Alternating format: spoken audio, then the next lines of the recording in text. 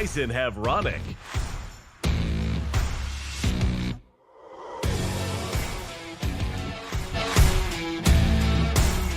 Well, good morning, everyone. Welcome to another edition of Huddle Up here on Extreme Sports. Welcome to a Wednesday, the 11th day of February for 2026. Mike Will, Tyson Havronic, ready to start your day the right way.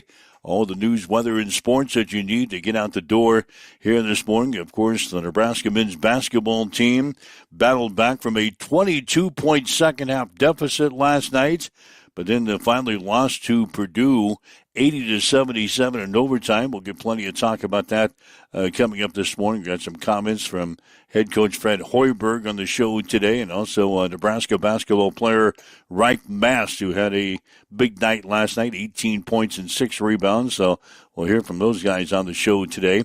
The Nebraska softball team getting ready for the Clearwater Invitational this weekend. Huskers have 5 games planned for this weekend. The Nebraska baseball team will open their season this week at the MLB Desert Invitational. They'll open things up against UConn on Friday. And Bose of Hastings College has been recognized as the Offensive Player of the Week in the Great Plains Athletic Conference. Had a ton of high school basketball to tell you about from last night. So all that and more is coming up. We'll talk with Evan Smith, the Adams Central girls basketball coach, Zach Foster, the Adams Central boys coach, on the show today as they join me following our games last night involving Adams Central and Minden. So all that and more is coming up for you this morning as we welcome in Tyson Havronic from the Western Studios. Good morning. And good morning. Heartbreaker last night for sure for the Husker basketball team. I think I was probably in the vast majority of a lot of us who, after Purdue gets up by, to be honest, after they got up 14-1, I was thinking that it was pretty much, oh no, here we go again. You can't dig yourself a 14-1 hole and march your way back, and then you can't get down 22 and march your way back. By the time the second half rolled around, the game was pretty much background noise for me. It was just on. I wasn't really actively locked in. I wasn't paying attention to it. It's a 22-point game.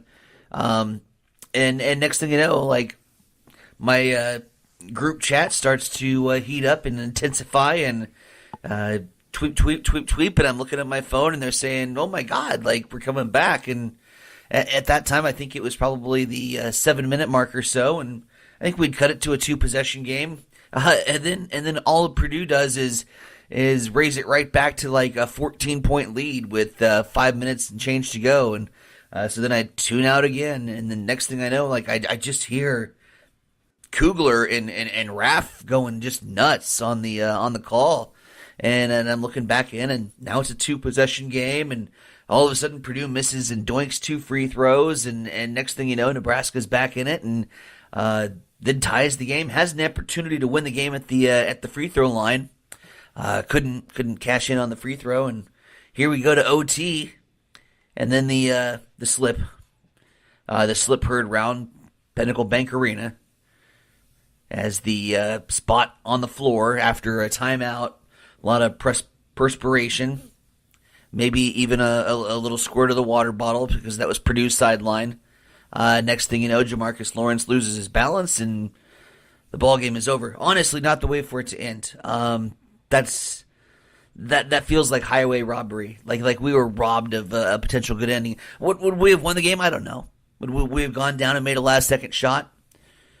Anything's possible with this team. We've done it before. I have no doubt we could have drawn up a play to go down the court and do it again.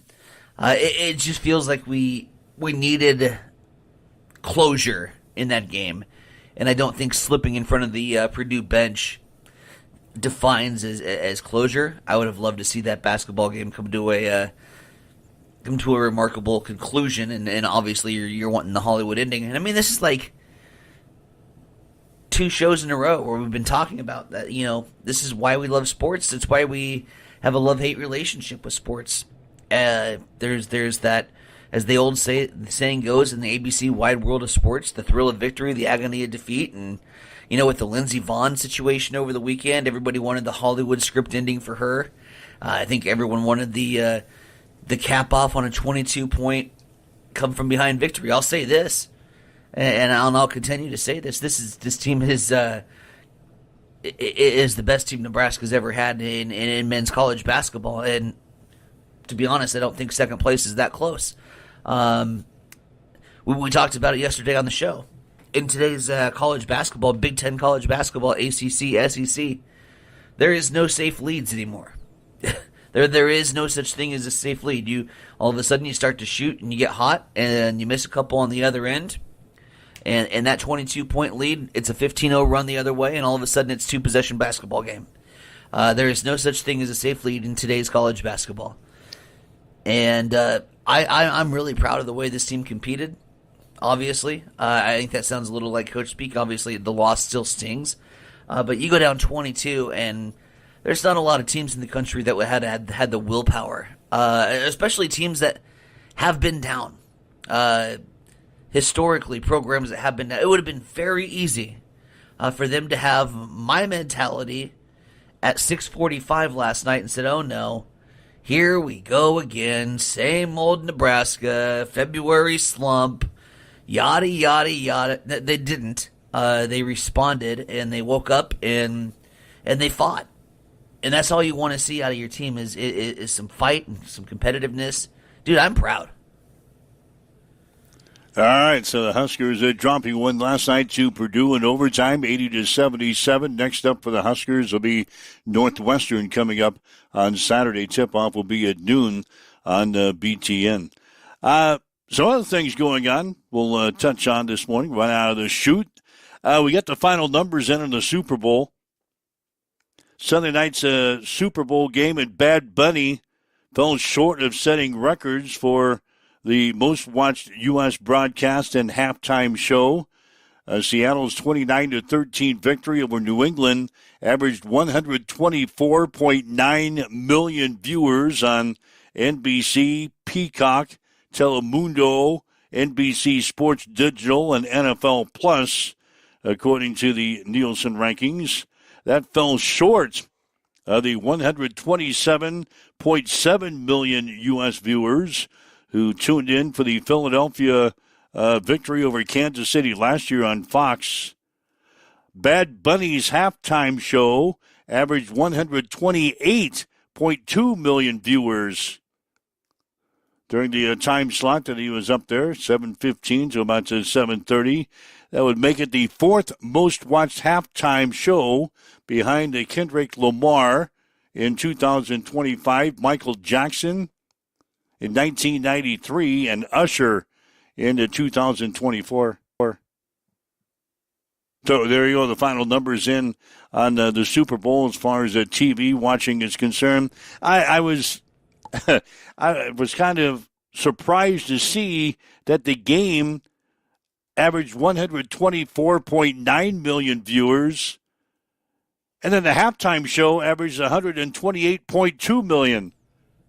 So they picked up viewers for the halftime show. I was just gonna say you got to take the numbers that you just previously gave with a grain of salt when you're like, oh my God, it wasn't the most watched halftime show, and what a disaster! Fourth watched halftime show. That's pretty good considering you gained audience for the halftime show. The overall encompassing thing is nobody really cared about either of these two teams. You have a far west market and a far east market, and there's not a lot of middle ground there. It wasn't like you sent one of the NFL blue bloods. I mean, obviously New England Patriots with the dynasty, sure. But in their dynasty, they picked up a lot of enemies. And so I just think in general, there was a lot of people that were like, I don't care about the Super Bowl. And I felt that. I felt that kind of immediately after the AFC Championship game. I mean, I didn't have a reason to get attracted to it. I went to a Super Bowl party. I went to a Super Bowl party, Mike, till halftime. I was bored. The game was boring. Anyways, it was a defensive football game. It just didn't have the star power and the storylines. It didn't have the Manning versus Brady. It didn't have the Patrick Mahomes. Chiefs dynasty, whatever that thing was, it didn't have the script. The zip. It didn't. That might be reflective in the next set of numbers I'm going to give you. Approximately $133.8 million was bet on the Super Bowl this year. That's a 10-year low. Yep. According to the gaming experts out there. The sports books, they won $9.9 million on the Super Bowl. That was down 55% from their record haul last year. The amount wagered on the Super Bowl dropped for a second straight year after peaking in 2024 when the game was played, obviously, in Las Vegas. The $133.8 million is the lowest amount bet on the Super Bowl since 2016, when $132.5 million was wagered on the Denver Broncos-Carolina Panthers matchup. So even the bettors weren't hopping on board the Super Bowl like they have in the past. But the sports book still made it just under $10 million on the Super Bowl. So, yeah, that kind of goes along with what you were just talking. You couldn't get fired up on the Super Bowl, and obviously the sports bettors, they couldn't get fired up on the Super Bowl either. And I don't really know what it was. I mean, I've had Super Bowls where I've cared about very little about either team, but there's been storylines, there's been intrigue, there's been some kind of hook that makes me want to watch. You know what? And sometimes it's having a team that you desperately hate make the Super Bowl. Sometimes you want to watch and cheer for the other team, the other guys. Yeah, just because you want to see like again, my sports watching.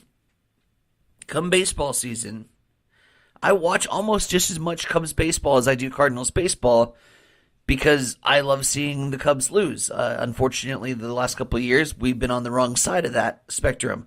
Yeah, the Chicago fans probably tune in and watch St. Louis lose. Exactly.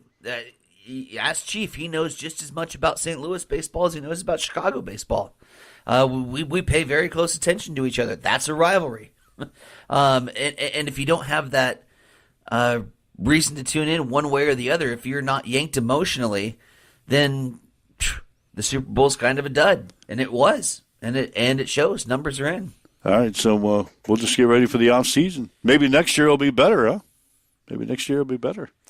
A couple other notes. Charlie Woods, the son of 15-time major champion Tiger Woods, has verbally committed to play golf at Florida State. He'll be a member of the 2027 recruiting class there for the Seminoles. Charlie Woods elected not to follow in the footsteps of his famous father, who played 2 seasons at Stanford before turning pro in August of 1996. Tiger Woods' daughter, Sam, is currently a freshman at Stanford, but Charlie says, hell no. He's going to Florida State. He's in the 2027 recruiting class, so Charlie Woods will be a member of the Florida State Seminoles. And here's one for you. I read this. I thought, are you kidding me? Uh-oh. Montana linebacker Solomon Tuipulotu will return for the 2026 season after being granted a 9th year of college eligibility by the NCAA. This guy is entering his 2nd season at Montana after starting his collegiate career at USC in 2018. He was sidelined for his entire undergraduate campaign at USC after 2 surgery-requiring injuries impacting his foot in 2018 and then his knee in 2020. The linebacker's first season at Montana and 8th overall was just his 2nd full season played and the 3rd with game action. So he's still got eligibility left. He saw the field for the first time as a redshirt senior in 2022, appearing in all 14 games for the tackles, including 3 for loss and 1 quarterback hurry. This guy was sidelined by another injury in 2023 and missed the whole damn season. He wrapped up his USC career in 2024, playing in 7 games for the Trojans before his season was cut short because of illness. He then transferred to Montana in 2025. But Solomon Tuipulotu, a linebacker from Montana, has been granted a 9th year of college eligibility. This guy will have to apply for his Social Security benefits before he graduates from college. I was going to say, he's going to have to do that thing that you do at the age of 40 where you have to go to the doctor's office to get a little checkup. And, 9 years. 9 years to get to college. At what point does the NCAA have to, figure this out? I get hardship years and grace on that. I understood the COVID year. That's gone. That was 6 years ago. And I get the injuries and I get the transfers, but at what point do you have to say enough is enough? You can play college athletics till you're 25, and then you should probably go and either A, try this professionally. Sorry it didn't work here at the college level. B, maybe because you've had so many injuries, maybe we should do the wise thing and tell you that your body's broken. Go try accounting. I'm sorry. This stuff, you're running in college for 9 years now. Free room and board, no student loans. It's the way to live if you can live off the system. And they've done that. They've taken advantage of the NCAA loopholes and rules and regs. At what point does the NCAA have to say, cutoff's 25? At some point, you're an old-ass, creepy adult hanging around college. Go graduate. All right, 402-834-1330 is our Hamilton Telecommunications fan line. If you'd like to chime in on something we've talked about so far today or anything else on your mind, sports related or not, give us a shout out. Love to chat with you today on Extreme Sports as you wake up and get going here, joining us at the breakfast table. If you'd like to leave a message on our social media sites, we're monitoring those comments as well. Another thing here, in a letter to NCAA President Charlie Baker, the Big Ten Conference Student Athlete Issues Commission called for a continued push to limit or outright ban prop bets based on individual college athletes to reduce the harassment and to protect mental health and game integrity. According to this group, in this letter that they wrote on Tuesday, the student athletes are receiving angry messages, threats, or criticism from bettors when wagers lose, including from fans who sit directly behind the bench yelling horrible things and on social media.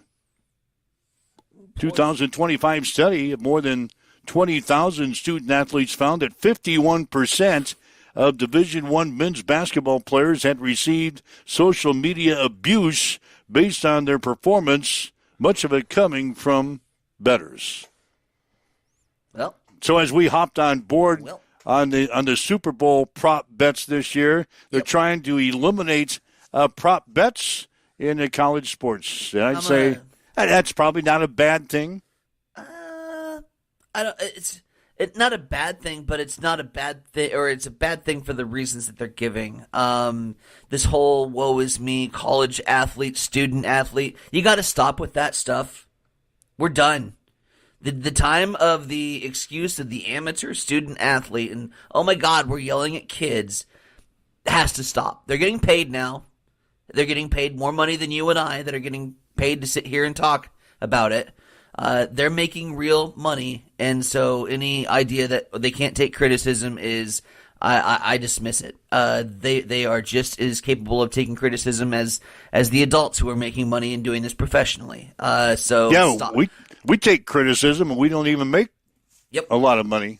So we stop with that argument. We file 13 that, we put that baby in the trash, and that doesn't come out. We're done.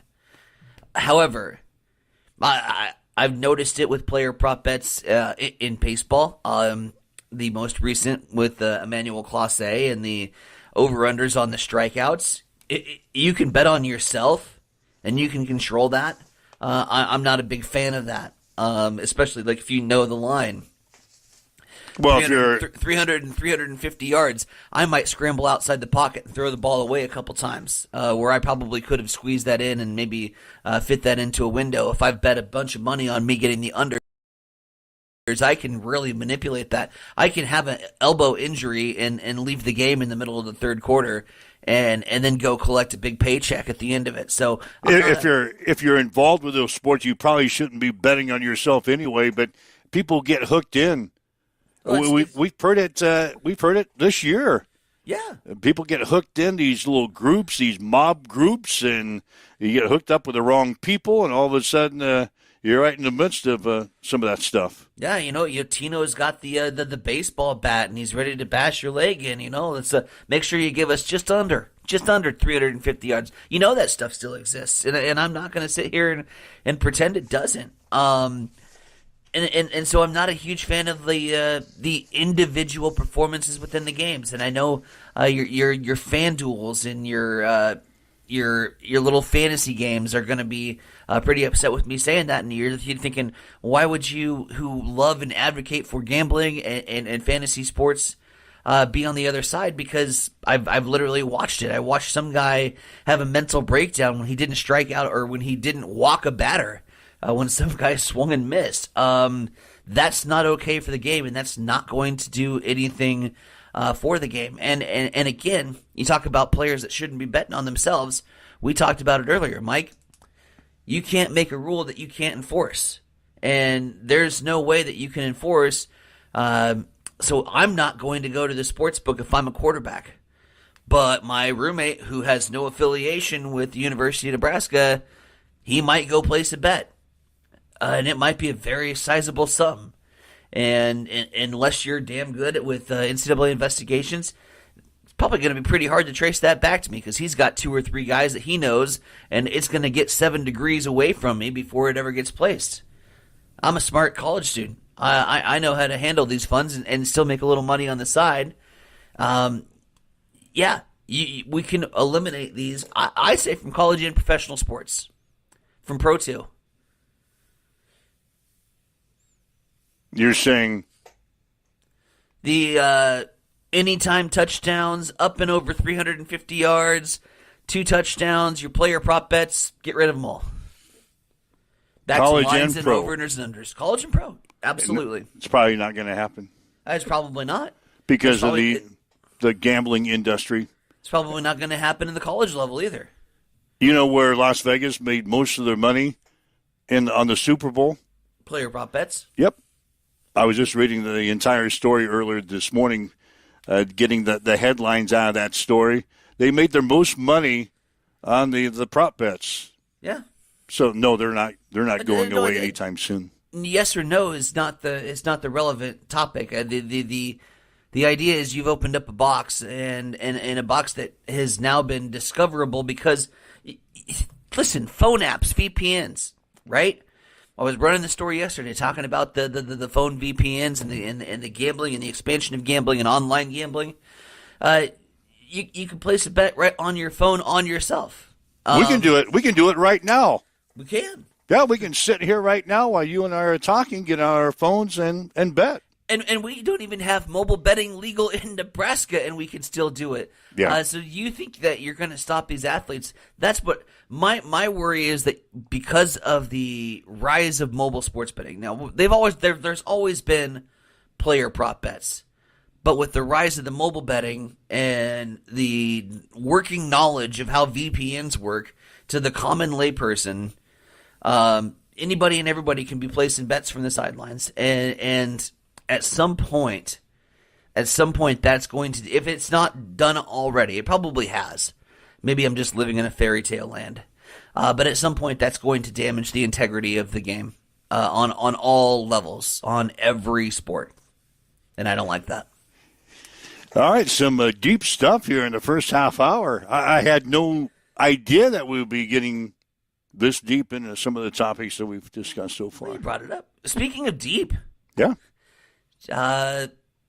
when are we checking out from the library the Bill Moos tell-all that is starting to gain some traction? I've just started to get some blurbs out of that, and maybe we need to settle down, and you and we need to maybe dive into that book a little bit and see what the hell's in that thing. There's Bill some good Moos stuff. he's written a book, is that right? Yeah, so it's a book. There's a good section of it that pertains to his time at Nebraska, and from the excerpts I've read, a lot of dysfunctionality, where he was put as the athletic director, but wasn't really given an opportunity to voice his concerns or hire the guys he wanted. Frost was not his first look, and he there's a big section that talks about the interview, and Bill's basically saying he fell flat on his face. I'm very curious to see the twists and the turns and how this all came about, and I think there's a lot of intrigue there. And on the other side of the coin, there's a lot of people that will blame Bill for not stepping up into his leadership role, but I don't think he had a choice. Matt Davidson, who we know had that personal relationship with Scott Frost, evidently sat in on the interview that Bill Moos had with Scott Frost. Gross. Before he hired Scott Frost. Matt Davidson was actually in the room, according to this book, with Scott Frost while they were interviewing Scott for the job. How many times have you interviewed for the job and have taken your buddy in with you? Can I bring my best friend? Yeah.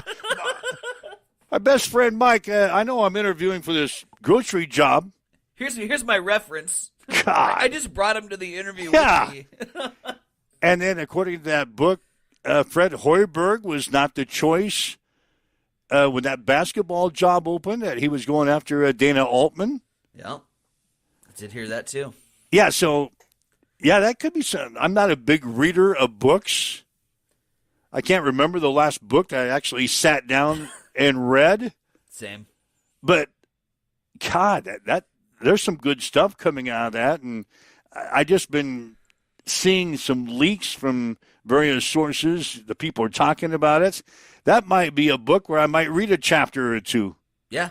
No, it's got serious legs and potential to at least be picked up and kind of explored. I don't think it's anything that we didn't already know, especially during that time with Bill Moos.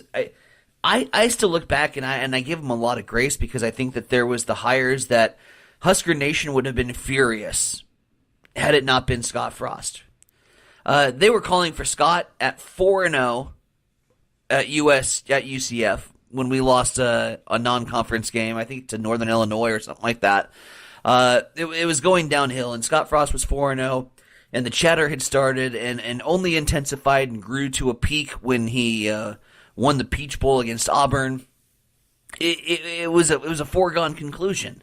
And I think it was a foregone conclusion that it was going to be Fred Hoiberg. He had just lost the job with the Bulls, and Husker Nation was screaming that this is the perfect hire and you have to make this hire. And I think the fans kind of handcuffed a little bit. Bill. Not kind of. They did. I'm with you. If they would have hired anybody else but Scott Frost. Oh, yeah. At that time. Husker Nation would have blown up. Mm-hmm. And the same way with Fred. If they would have hired anybody else but Fred Hoiberg when Fred was available, Husker Nation would have blown up again. We would have had two explosions coming out of Lincoln. Well, and baseball, Will Bolt. Will Bolt just came from Texas A&M. That was the fan-appointed choice. And he did the safe thing and did the fan-appointed choice, but I think he was also given direction from the Board of Regents that this is who we're hiring. And even though we've hired you for your athletic department leadership abilities and you have opinions, we're not going to listen to them. Yeah, so that's in I didn't know he was You're going to write a book. I had no idea until I was just perusing yesterday on social medias and was seeing some of the excerpts. And I'm like, first of all, A, Bill Moose wrote a book. B, this is juicy. Yeah, good stuff. So I haven't seen it on. I don't go into bookstores every day, but I assume it's available somewhere. Mike and Tyson walk into a bookstore. Yep, they're lost. Do we even have a bookstore? Oh, we have a bookstore. Do we? Prairie Books. No, not Prairie. Hold on. Bryant Books and Gifts. Bryant Yeah, Books downtown. and Gifts. Yeah, it's between the Wine and Cheese Shop and Blue Moon somewhere. Down in there. Yep. So you just walk in, I guess, and say. Or you could just walk to the library and see. I have a library, too. It's a pretty nice one. Well, Bill Moose's book ain't going to be in there. Well, what do you mean? Probably not in there now, is it? They have new stuff. Anyway, look for Bill Moose's book. Look for Bill Moose's book, and if you sit down this weekend and read it from cover to cover, call us on the show on Monday and let us in on all the juicy stuff that's in the book, because it's going to take me, it'll take me months to get through the book. Like I said, I'm not a big reader of books, never have. I have ADHD, man. Like, I can't pick up a page and stay focused for that long. No, I'm on to the next thing. Yeah, I can't see you sitting down and reading more than about 2 or 3 pages at a time. Yep. So it would take forever for you to read through Bill Moose's book, too. So, yeah, if you are a firm book reader and you can, like, go from cover to cover in the weekend, you got to call in and let us know about the juicy stuff in his book. So, all right, waking up with Mike and Tyson here this morning, buzzing along here for a Wednesday morning. It says already 7:32. Good morning.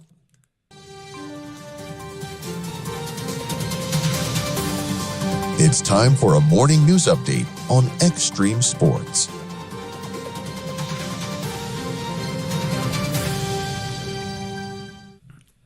Earlier this week, the Hastings City Council approved plans to redevelop the long-vacant former Hastings Middle School into a 68-unit apartment complex, moving the project forward with about $1.8 million in tax increment financing support for the roughly $15 million development. The conversion is expected to revitalize the old building and add both market rate and affordable housing to the community. Meanwhile, at the state capitol, Nebraska Governor Jim Pillen announced yesterday a statewide partnership with Turning Point USA to help expand Club America chapters, a conservative-leaning student group in high schools across the state. However, details about the state's role were limited at the news conference. The press release ahead of the event said that any school administrators who try to deny a student from starting a chapter will face consequences. But yesterday, Pillen didn't even take any questions about the event to explain what those consequences would be. All that said, the Nebraska State Education Association has put out a statement saying it supports students' rights to form non-curriculum clubs, but it's urging local control. After this announcement, the Nebraska State Education Association President Tim Royers says decisions about student activity should be made by local boards, educators, and families, and that public schools must remain politically neutral, not perceived as endorsing any political group. It is coming up on, it is 7:34. We will spin things over to the East Side Studios. Mike, what's going down in sports? Well, the Nebraska men's basketball team erased a 22-point second-half deficit, but lost to Purdue 80-77 in overtime last night at Pinnacle Bank Arena. Reich Mast had 18.6 rebounds for the Huskers. Jamarcus Lawrence had 16 points. Bryce Sanford had 15. Nebraska now 21-3. They're 10-3 in the conference. They'll play host to Northwestern on Saturday. Tip-off will be at noon on BTN. The Nebraska softball team will play 5 games in the Clearwater Invitational this weekend. Huskers will play LSU and Georgia on Thursday, Tennessee on Friday, Central Florida on Saturday, and Texas Tech on Sunday. The Nebraska baseball team will open the season on Friday in the MLB Desert Invitational against UConn. Huskers also have games during this event against Northeastern, Grand Canyon, and Stanford. And Bowes of Hastings College has been named the Women's Basketball Offensive Player of the Week in the Great Plains Athletic Conference. She averaged 18 points in a pair of games last week.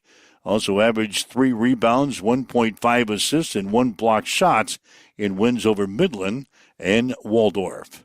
Adams Central boys basketball team scored the first 12 points of the game and jumped out to a 23-5 first quarter lead. They went on to beat Minden last night, 62-42. Cohen Rader, big night for AC. He scored 31 points. Adams Central is now 14-6. Hastings High lost to McCook 64-47. The Tigers are now 1-17. Girls basketball, Adams Central beat Minden 44-29. Ava Katzberg and Elin Trausch had 9 points apiece for the Patriots. AC is now 14-6. McCook beat the Hastings High girls 48-20. The Tigers are now 2-16. I'll give you some more scores coming up a bit later on in the show here today. 7:36 on Extreme Sports. It's time for a morning weather update on Extreme Sports with Chief Meteorologist Tim Jones. Mild weather continues once again on this Wednesday with mostly sunny skies, light southwest winds becoming south of 5 to 10 miles per hour, and a high in the low to mid-50s around south central Nebraska. Hastings can expect to be about 53 today. Overnight tonight, mostly cloudy, a low about 31 degrees. Thursday will have a few more clouds and highs in the mid to upper 50s.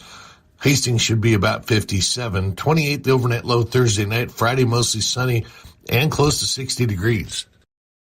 As you wake up, get going this morning. West winds at 5 miles per hour. It is clear. It is 21 in Hastings at Extreme Sport. Hi guys, this is Justin Consrick with Adam Marshall Land and Auction. Just want to talk to you about how we do things. I talk to farmers every day. A lot of guys just want a simple, honest way to sell equipment. That's why I work with Adam Marshall Land and Auction. We know the equipment, we know the buyers. We run real auctions with no buyer's fees, which brings in more bidders and stronger results. From one machine to the full lineup, we handle marketing, the details, the sales start to finish. We're just real people with real auctions, real results. If you're thinking about auctioning equipment, reach out and give me a call at 308-991-5429.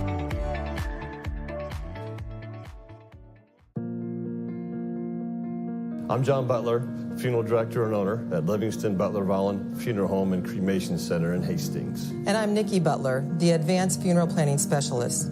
Whether you choose a traditional service, cremation, or a unique memorial service, our experienced staff is here to help guide you through every step. Visit us at lbvfh.com to learn more about our services and how we can support you. Livingston Butler Volland Funeral Home and Cremation Center. We are here when your need is greatest.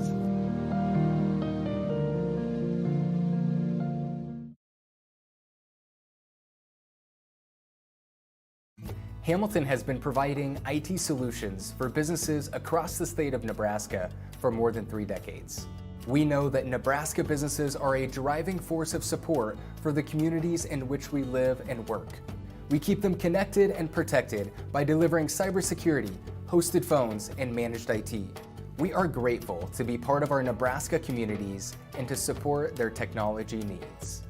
More information at If you're looking to buy or sell a home, see the professionals at North Shore Real Estate of Hastings. Real estate is one of the largest and most exciting investments you can make, and the folks at North Shore Real Estate are here to make sure the process is a fun and rewarding one. They serve Hastings, Harvard, Blue Hill, Kennesaw, and several other communities within a 35-mile radius of Hastings.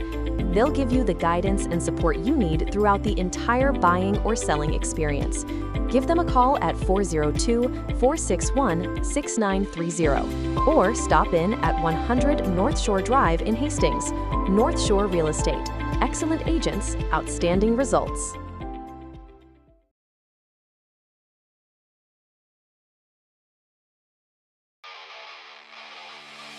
NASCAR fans, it's time to put your race knowledge to the test.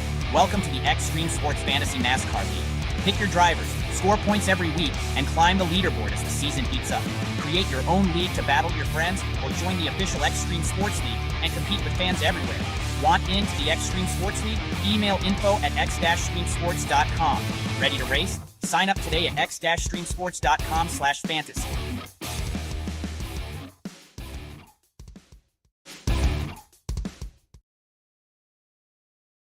All right, Mike Wells, Tyson O'Brien with you. It's Huddle Up on Extreme Sports for this Wednesday, the 11th day of February. You hanging in there, my man? Yeah.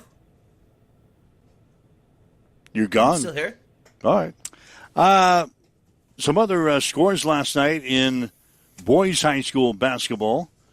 It was Aurora beating Lincoln Northwest 61-51. Holdridge, winners over Lexington, 72-56. Lawrence Nelson beat Giltner Harvard last night in boys play, 58-27. Pleasanton over Blue Hill, 74-61. Sandy Creek, winners over Fillmore Central, 49-36. And St. Paul took care of Ravenna, 83-40. Couple other girls' scores. Fillmore Central, winners over Sandy Creek, 41-33. Giltner Harvard over Lawrence Nelson last night, 40-30. Holdridge beat Lexington, 52-48. Red Cloud over Kennesaw, 54-43. Of course, spent a lot of time in the first half hour talking about Nebraska's loss last night to Purdue at PBA. Huskers battling back from a 22-point second-half deficit and lost to Purdue in overtime, again 80-77. Fred Hoiberg talked to us after the ball game last night. I mean, the message to our guys was we lost that game in the first 3 minutes. You know, you dig yourself whatever it was, 14-1. Call the timeout, and you know we're down double digits before the first media, and you know it's hard to climb out of a hole against a team like that that's got that type of experience, that type of leadership. Those guys have been playing together for a long time, and it takes so much energy to dig out of it. That being said, we certainly showed what we're capable of doing when we play the right way. You know, that first half we completely got away from who we were and didn't have much movement. We tried to go one-on-one, which to me is trying to get it all back at once. And then the second half, we got back to running our offense, and we were very efficient and changed some things up defensively, and I thought did a much better job with our hands and had good activity level. But, you know, the bottom line, you know, when I look at the box score, you give them 21 offensive rebounds and you turn the ball over 14 times. And that's the game. You know, you say all you want about the start, but, you know, you find a way to climb back in it. It's a long game, as we continue to remind our players. But when you give a team that many extra bullets, it's hard to come out on top. Now, that being said, we had a chance at the end, and I thought we executed our late game package very well, you know, to pull back into it after going back down double digits, but unfortunately just didn't have enough. All right, so what sparked the comeback last night for the Huskers? I thought we started playing with a confidence and a swagger again. That's what has gotten us to whatever we were before this game, 21-2, is we had played connected, we played together, and I thought when things were going tough in the first half, we just completely got away from that. And again, I give our guys credit. They found a way to dig in and battle back. And, you know, the execution was on point, but you got to do it for 40 minutes. In this league, if you want to win and win consistently, it can't be a 20-minute game. You got to play for 40 minutes. And Reich Mast was the guy who led the Huskers last night, 18 points and 6 rebounds. He says the rebounding problem was on him. Very frustrating. Beat myself up for allowing them to get so many. Like, me as a big man, that's my responsibility to not let them get those. So, and like, props to those big guys for going to get them. But yeah, I know I gotta be better and more physical to not allow it. Yeah, Matt says the big guys for Purdue just got to position on him in the ball game last night. Hit him first. Yeah, he got position on me, and like it's like very hard to move him. Like, he's so big that once he's got position on you, then it's very hard to do anything. So that you got to hit him first and drive him out before he can get set. And he got position on me. All right, so those are the comments following the victory for Purdue last night over Nebraska from Fred Hoiberg from Bright. Mass Huskers will try to rebound on Saturday as they play host to Northwestern. That's a PBA. Tip-off will be at noon on BTN. Had some high school stuff as well last night on the air. Adams Central on the road playing at Minden.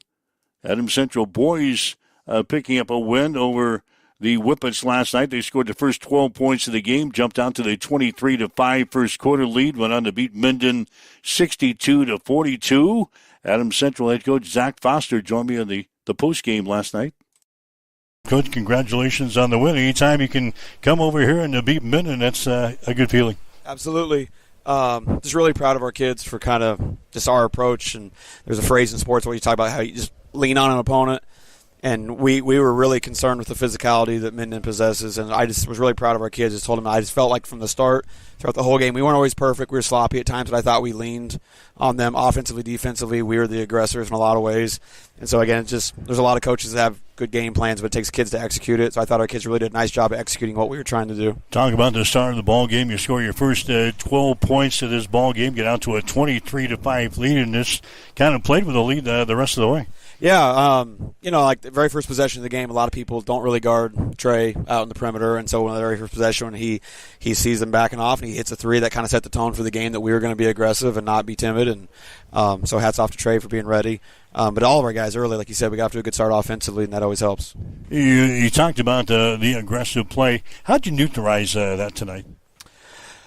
The cheesy line about the size of the fight and the dog versus the dog in the fight. Like, if you look at us and you look at them, we probably should get murdered on the boards. And by our stats, I thought we won, or we were at least close, I think, which, like in pregame, we talked about if we can be even on the boards with people, that's kind of a goal for us without Hunter. So I just think our spirit was really high. We talked about having a championship mentality and spirit throughout the whole game, regardless of what the score was.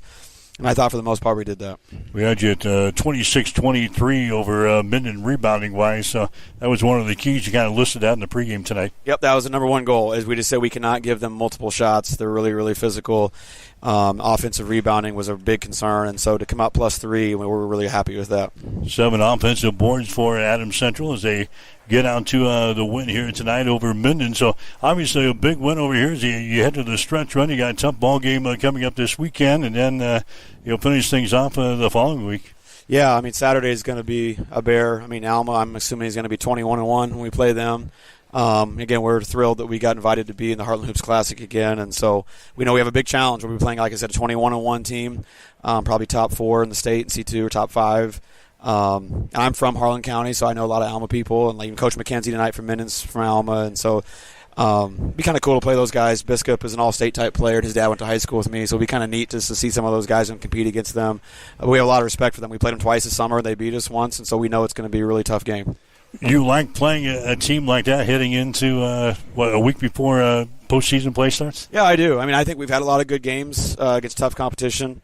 But, yeah, you want to see where you're at, and we're going to get a good test on Saturday for sure. And, there's probably not many people outside our locker room that think we're going to have a chance to win when you're playing a 21-1 team that has lost once in 3 months or whatever. But we like where we're at. We like what our guys are doing. We like our locker room. We like the chemistry. And so hopefully we can have a couple good days of practice and get ready. Like you said, we got into a 23-5 lead in this ball game tonight with Minden led at halftime by 17. That's got to be a good feeling. You didn't let Minden back into the ball game. At no time did they really make a run at you guys in the second half. Yeah, and we talked about being confident and consistent. It's confident and consistent. Don't be too up and too down. Like against Saint the last game, I thought we got up and then we got down. They had to respond and be resilient. Like if you're just consistent, you don't have to bounce back from things. And I thought even if it wasn't pretty tonight at times, we were consistent with our mentality. So that was really, really good to see. Okay, we'll see you next week. All right, thank you. That is Zach Foster for Adams Central. Again, the Patriots beating Minden last night on the road.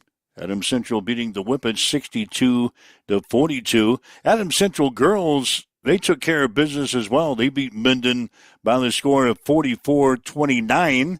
Had a chance to catch up with Adams Central girls coach Evan Smith.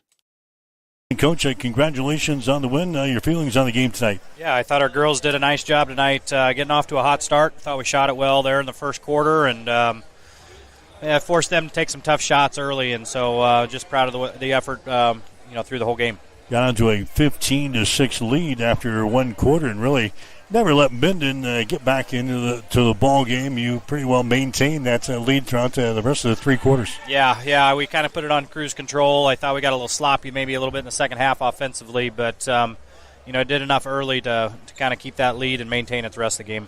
In 44-29, the final score is Adams Central wins it. We kind of talked about defense earlier in the night, Coach, and once again you hold Minden at only 29 points in the ball game, and another great defensive effort for your team. Yeah, I thought our girls really rallied to the basket today and made it tough for Mila to get some good looks inside, and the Jorgensen girl got a couple clean looks there in the second quarter, but other than that, when we were forcing to make tough shots, she did. Mila hit a couple of those. It was pretty impressive, but after that I thought we did a really good job just closing in on things. Yeah, Emery had 13 for the ball game. She averages 16 or 17 points per contest. She got a lot of those points late when the Minden was trying to claw their way back into the ball game. For the most part, you did a great job on her. Yeah, I was again proud of the effort, and the girls do a good job with the scouting report. Seems like every game they've gotten better and better at taking away things teams like to do, and tonight was another example of that. Katzberg, 9 points. Elin Trausch, 9 points. Annie Trausch, 8 points. Izzy Weston, 7. You go down the list. Aubrey Vance had 6 points, 5 for Bryn Smith. Balanced scoring attack, that's exactly what you want. Yeah, and that's kind of the way it's been all year long, minus a few games where we had a couple people get some big points, but that's where we're at our best, when we got a lot of girls getting the touches and getting clean looks. And, I was proud of the way we shared the ball today. 4 straight wins now for Adams Central since the conference tournament. So you're starting to hit your stride here right at the end of the season, right where you want it to be. Yeah, we've been playing well here down the stretch, and obviously this is the time of year you want to be playing your best basketball. And our girls have done a really good job of just kind of staying steady with what we're trying to do, and I feel like we're kind of in a good spot with how things have been going with us on both ends of the floor, and so. Just kind of see what happens here after our game on Thursday, and see what district come about. Yeah, Malcolm is your last test of the regular season, and it'll be a big test. They're either ranked number 1 or number 2, depending which poll you go by in Class C1. They've got 1 loss all season long, so a big test to send you into postseason play. Yeah, not a lot of deficiencies in that group, and they've got some kids that can really put the ball in the hoop, and their defense is really good. So it'll be a tall task for us, but.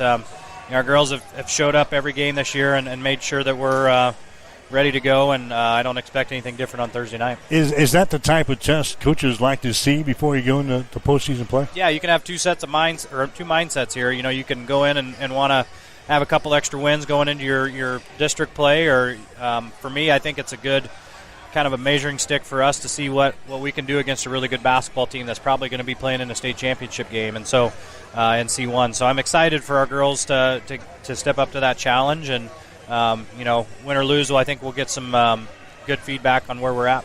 After Thursday, they'll set up the sub-district tournaments next week. Still kind of too early to see where you're going, but regardless of where you're going, playing Class B this year, it'll be a different story. Yeah, you get against some of those top 2 or 3 teams in Class B is kind of the real deal, and we're just we'll be excited for whatever opportunity we get to play, and go bust our butts and see what happens. Yeah, we're talking Bennington, we're talking Norris, we're talking Lincoln Pius. You just go down the list. The top of Class B is loaded. It is loaded. Yeah, you kind of want to stay away from those top 3. You get into 4, 5, 6. And 7, you feel like maybe you got some opportunities to, maybe sneak one out and get to a state tournament. But it is what it is. We've made our bed this season on where we're at, and we'll take what we get. And we've never shied away from anybody, so I'm excited to see what happens. And the Patriots win tonight over Minden by a score of 44-29. 4 straight wins, like we said. Exactly what you want to do as postseason gets underway next week. Congratulations on the win. We'll see you next week. All right, thanks. That is Evan Smith, the head coach for the Adams Central girls basketball team, as AC picks up a win on the road last night at Minden, 44-29. You're waking up with Mike and Tyson. This is Huddle Up this morning on Extreme Sports at 7:55. Valentine's Day doesn't have to be loud, crowded, or rushed. Friday, February 13th and Saturday the 14th, escape to Miletovist Winery, high on the hill. Bring your Valentine plus a couple of friends, and your table of four will enjoy your first bottle of wine for just $5. We're adding shrimp scampi, surf and turf a la creme, and pork chop supreme to our regular menu. No pressure, no stress, just great food, great wine, and a relaxed setting with time to reconnect. Celebrate Valentine's Day the easy way. At Miletovist Winery, St. Paul. Relax. Connet Auto Care is the trusted name in automotive repair and maintenance services in Hastings. We're a gold-certified Napa Auto Care Center. Our ASE-certified technicians have the Blue Seal of Excellence, receive continuous training, and are committed to providing the best service your vehicle can get. Whether it's preventative maintenance, major repairs, or just an oil change, Connet Auto Care is here for you.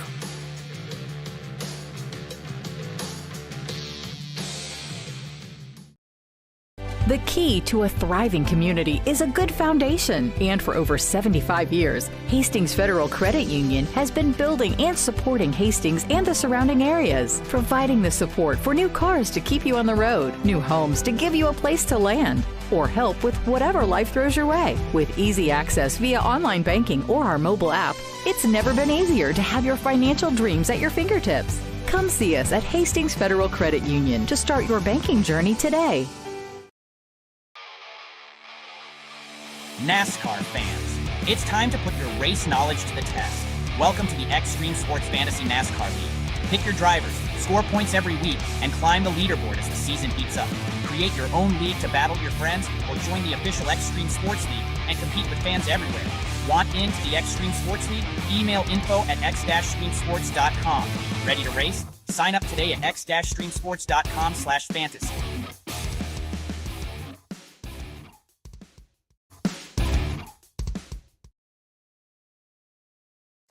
All right, Mike Will, Science Center Product with you. It's Huddle Up on Extreme Sports for this Wednesday. So, again, Hastings College has got the bye tonight.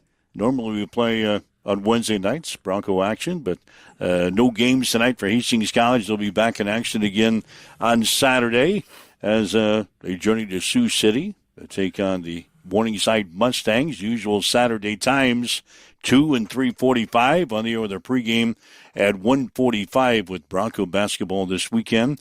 Next, a high school game will be coming up tomorrow night. Will be in Grand Island as Central Catholic will take on Hastings St. Cecilia in a girls-boys basketball doubleheader from the Crusader Gym. 6 o'clock for the girls game, 7:30 for the boys on the air with the pregame Thursday night, 5:45 here on Extreme Sports. There you go. So, high school teams getting their final games into the regular season. We'll have a postseason play starting next week. Won't know where everybody's going until after the games basically on Thursday. So they'll seed everything up and get the sub-district tournaments set up, and we'll start the postseason play beginning next week, next Monday, across the state. There you go. I don't get too far into the weeds on this stuff, but this was making me scratch my head. I've opened up my phone. I did it during the interview. I probably shouldn't have. ABC News is reporting that for no reason rather than special security reasons, the Trump administration has instructed the FAA to issue no-fly zones over El Paso, Texas, and Santa Teresa, New Mexico, prohibiting all flight operations for the next 10 days for special security reasons. So there you go. There's that. That's happening in the world today. What? Nobody can fly over those areas? Nope. No explanation given. So if you need like a medical evacuation, need to get flown out of El Paso to Dallas or Fort Worth, you're out of luck. No explanation. Special security reasons. Wow. Uh-huh. That is pretty deep. Uh-huh. Wonder what's going on there. I wonder what's going on every day. Yeah, you shouldn't have got on your phone. That's my first mistake. Getting on your phone How and dare I reading be into connected with what's going on in our nation? Oh man. Yeah. All Just right, so makes you wonder. yeah, what's going on? What's going on down in Texas? What's going on? All right, so anyway, we had covered a lot today in the first half hour. Talked a lot about Nebraska. Talked about gambling again.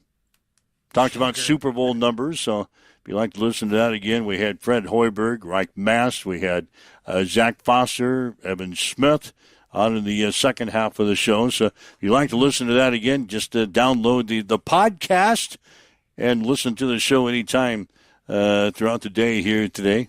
Make plans to be here again tomorrow morning at 7 with the Huddle Up. Anything going on today for you? Anything true and exciting? It's a double shift day. Double shift day today. Teach, bartend. Teach and work. Yep. Teach and work. Superhero cape. Keeps you out of business, or keeps you out of trouble. All right, we'll be back here again tomorrow morning at 7 here on Extreme Sports. Have yourself a great day. You've been listening to Huddle Up on Extreme Sports, Central Nebraska's new home for sports. Join us every weekday morning from 7 until 8 on Extreme Sports.